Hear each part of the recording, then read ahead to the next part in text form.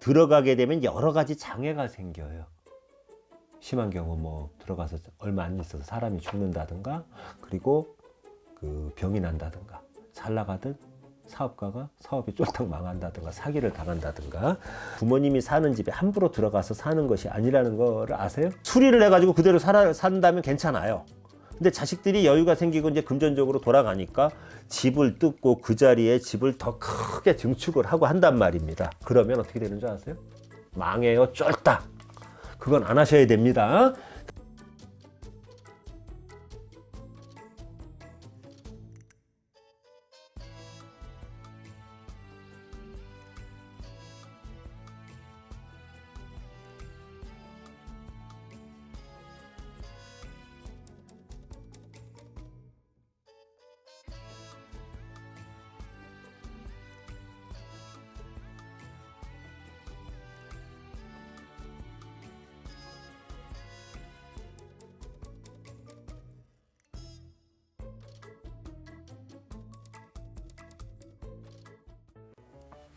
안녕하세요. 이번에는 집터를 구한다면 꼭 피해야 할 세 가지 터. 부재. 부모님이 살던 집, 종갓집, 고택이 비었다고 무조건 들어가면 안 된다. 큰일 납니다. 가족들하고의 그 소중한 삶을 생각을 하시고 산다면 절대로 들어가서 살아서는 안 되는 집터가 있어요.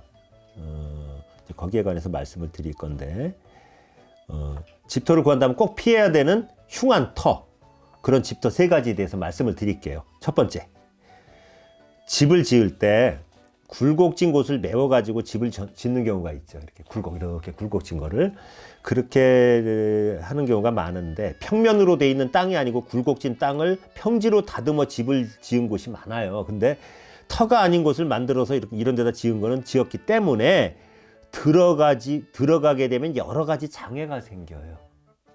심한 경우 뭐 들어가서 얼마 안 있어서 사람이 죽는다든가, 그리고 그 병이 난다든가, 잘 나가던 사업가가 사업이 쫄딱 망한다든가, 사기를 당한다든가. 이제 그래서 요거는 이제 피해야 되는데, 길을 받지 못하기 때문에 건강이 좋지 못하고, 또 건강이 좋지 못하면 여러 가지 잡념이 생기고, 불면증 와서 날리고, 그 다음에 또 치매도 오고, 그 다음에 뭐 젊은 사람이 뭐 집을 나가가지고 가출을 한다든가, 뭐 이렇게 하거나, 아니면 정신 집중을 못해갖고 또라이 짓을 한다든가, 이제 그런 영향을 받는다 이겁니다. 무슨 얘기인지 아십니까? 이 굴곡진 땅을 메워갖고 집을 지면요. 그리고 두 번째는 집터를 바로 산을 깎아서 넓게 대지를 만드는 경우가 있잖아요. 그렇게 이제 집을 짓는 경우가 있는데, 산을 절개하고 집을 짓게 되면 땅에서 좋은 기운이 나올 수 있음에도 제대로 작용을 못하고, 분출했을 때는 충살이 돼가지고 악한 나쁜 기운이 나오게 됩니다.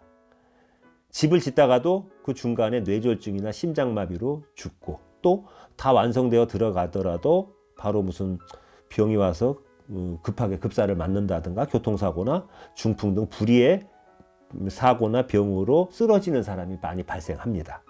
그리고 터를 올바로 보려면 그 터가 생기지지인지 무기지인지, 안 그러면 음수 지역인지를 봐야 해요. 근데 땅을 절개했을 때는 그런 엄청난 해를 입게 되는 거예요. 그리고 세 번째, 이게 참 중요한데, 우리가 뭐 공동묘지 자리, 없어진 자리나 무슨 묘자리, 파헤친 자리들 집 짓는 경우 있거든요. 세 번째는 묘를 썼던 자리, 묘를 옮긴 자리에 집터를 닦아가지고 짓는 경우가 많은데, 이럴 땐 정신 이상자가 나오고, 그런 집에서는 멀쩡했던 사람이 우울증 같은 거 알아갖고 목 매달아 죽고 자살하고 이런다 이겁니다. 땅을 샀는데 집을 지려고 팠다 이거예요. 그런데 파보니까 시체가 나온다든가, 하얀 유골이 나온다 그러면 그냥 집 짓는 거 포기하고요. 취득세 물고 샀을 테니까 양도소득세 뭐 이런 거 있지 않습니까? 좀 싸게라도 빨리 던지시는 게 신상에 좋아요. 묘였던 자리는 땅이 아니라고 보시면 되는 거예요. 무슨 얘기인지 아십니까? 그래서 이걸 정리해서 말씀을 드리면, 메워진 땅에 들어가면 안 되고, 산을 절개해서 파낸 자리에 들어가면 안 되고, 세 번째, 묘를 썼던 자리, 공동묘지 자리, 개인 묘든 공동묘지든 그 자리를 철거해서, 그러니까 그거를 갖다 파버리고 만든 자리를 사갖고 거기다가 집을 짓지 말라 이 얘기입니다. 그리고 이제 이런 경우가 있어요. 부모님이 사는 집에 함부로 들어가서 사는 것이 아니라는 거를 아세요? 이건 약간 동떨어진 얘기인데 정치적으로 잘했고 못했고 뭐 탄핵이 음모론이고 이걸 다 떠나서 박근혜 대통령이 그 영예로 있던 시절에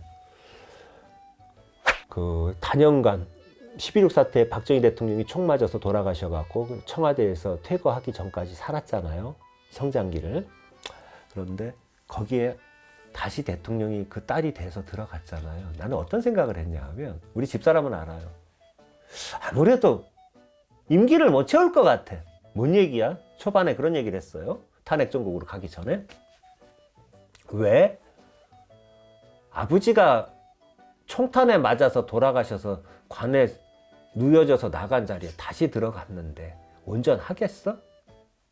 근데 딱 그런 일이 벌어지고 나니까 우와 당신 말이 맞네. 풍수지리 전문가는 아닌데 그 얘기를 하더란 말이에요.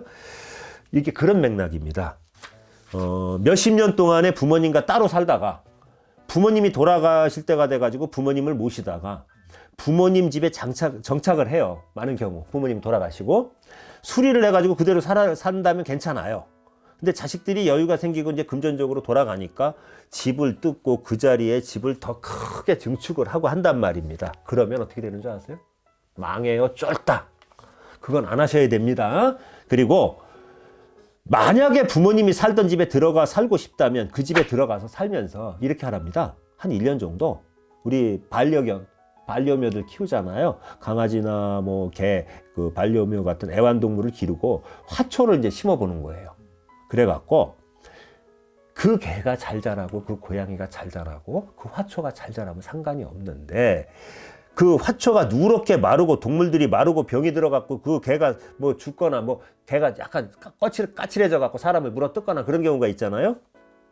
그러면 그 터는 이제 기운이 다 됐다는 증거랍니다. 그럴 때는 과감히 그 신호를 받아들이고 튀어나오셔야 불길한 일을 안 당한다는 거예요.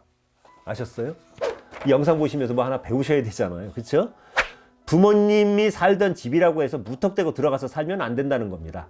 부모가 살던 집이라도 그 터에 정착을 하면 기운을 받을 수 있는지 없는지 여부와 터가 좋은지 안 좋은지를 확인을 해야 한다는 거예요. 무조건 부모님이 계셨던 자리라고 해서 다 좋은 건 아닙니다. 그리고 또 한 가지. 큰 집, 종갓집 있잖아요. 큰 집, 종갓집들은 거의 다 뭐 기와집이고 굉장히 좀 화려하지 않습니까? 100년 이상 살던 집이고 막 이런 게 많잖아요. 근데 이제 이런 게 비어있는 경우가 있잖아요. 종갓집이라고 해서 안 망하는 거 아닙니다.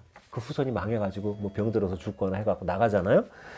집이 비어있는 경우가 많은데 아랫대 자손들이 속도 모르고 그걸 부러워하다가 거기 들어가서 사는 거예요. 큰 집이 비니까 내가 살고 싶어 무슨 수를 써가지고라도 들어가서 살지만 이건 절대 들어가면 안 됩니다. 이상하게 다 망합니다. 왜 그러냐? 큰 집에 살던 그 세대가 느껴야 되는 그 세대가 갖고 있는 기운하고 그 아래 자손들이 갖고 있는 기운이 틀리잖아요. 이 사람의 궁합이 있듯이 터와 사람의 궁합도 각기 다르단 말이에요. 그래서 이렇게 들어가면 쫄딱 망합니다. 이상하게 그 집에 들어가면 대주가 뭐냐 하면 전 볼 때 나오는 용어인데 안주인을 얘기해요. 대주들이 일찍 단명을 한다 이거예요. 병이 걸려갖고 뭐 쓰러지거나. 그러니까 이제 여기서 드리고자 하는 말씀은 뭐냐 하면 부모님이 살던 집이라고 무조건 들어가서 사는 것도 아니고 무리하게 증축해서 사는 것도 아니고 어떤 그 윗대 종갓집이 존재할 때는 좋은 집이지만 그게 부럽다고 해가지고 비어있다고 들어가서 살다가 잘못하면 황천 갈 수 있으니까 조심하셔라 이겁니다. 결론은 그거예요.